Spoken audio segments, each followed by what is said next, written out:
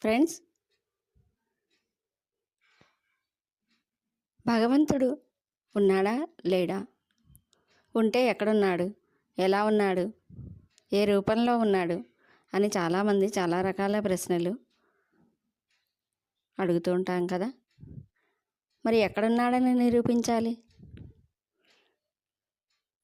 ఈ సమయంలో నిద్రలేవండి, ఈ సమయంలో తెల్లారింది, ఈ సమయంలో ఆహార అన్వేషణకి పశుపక్షాదులను సైతం వాటి విధి నిర్వహణలో ముందుకు వెళ్ళండి అని ఆ సమయాన్ని సూచిస్తుంది ఎవరు? సూర్యదేవుడు కాదా?